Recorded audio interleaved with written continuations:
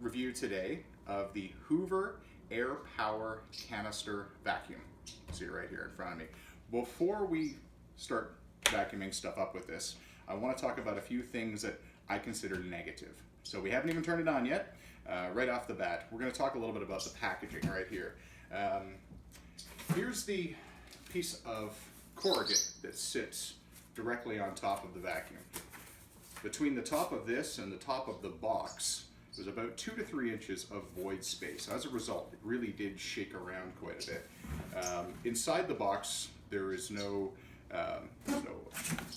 other additional void fill other than just some pieces of corrugate. So I'm a little concerned about that. It looks like they needed a packaging engineer to really look at that a little bit better. The second thing that I thought was just really strange about this was the name. It's called the Hoover, I'm going to read this because I can't remember it all, the Hoover Air Power Lightweight Maneuverable Multi-Cyclonic Canister, number SH40220CDI. Because if you Google Hoover Air Power Canister Multi-Cyclonic, you will get a lot of different options. And as a result, it's kind of hard to find it online unless you're really, really looking for it. As we move to the next thing, when I put it together, most of it is fairly self-explanatory. However, there really is no good instructions on how to do it. There is an instruction booklet, but it's not very good. So moving from there, let's just show off a few bits and pieces. I guess if we start with the simple stuff here, here's how the cyclonic, what do we call that, canister comes off. Pops open, stuff comes out the bottom, close it up. If we look here, this just pops up nicely. There's your washable filter right there. Closes up.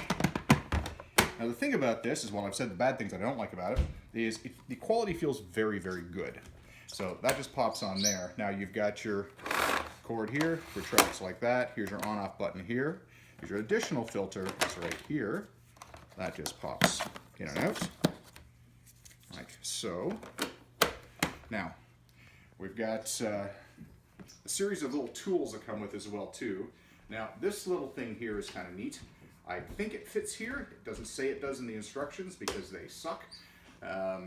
So that's a little, what they call a crevice tool. This you pop on that way, and you can fit it to the bottom of this area here. It sticks onto the bottom, away you go. So for your brush, and I'm wondering if this wouldn't be perfect for cleaning the carpet in my car. You've got a little small piece here too. You'll notice that you've got some felt, hopefully that's, or whatever that is, that'll help to pick things up. So that's a neat little tool, as well as a little tiny, I guess, little crevice tool there too. So that fits up onto here. And now the other thing I want to show you too, before, oh no, talk about that in a minute, is this. You'll notice here a little hook that sort of fits onto there. Now again, I think this goes on here, and the idea is it fits right onto there like that.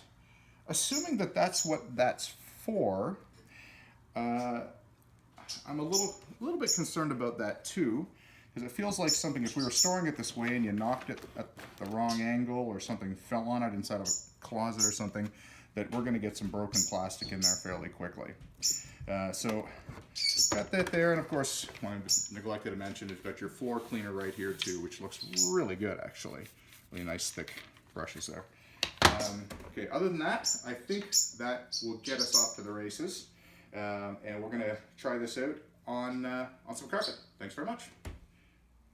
All right, here we go. We're going to do a second little test here on my second floor landing. It's pretty old carpet. We're doing about, it's about 10 years old. But I want to say something real quick about bringing it upstairs. It's very, very light. So if you're having an issue bringing stuff upstairs, this might be the way to go. So it's very, very, very light. All right, so what I'm going to do, turn it on, and I'm going to show you here real quickly how quickly these brushes are starting to spin. Here we go.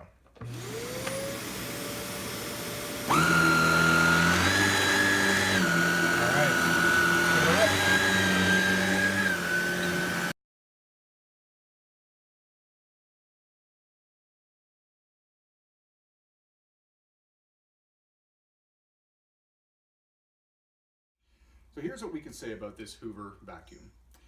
We know that it's, at least I believe it to be very well built.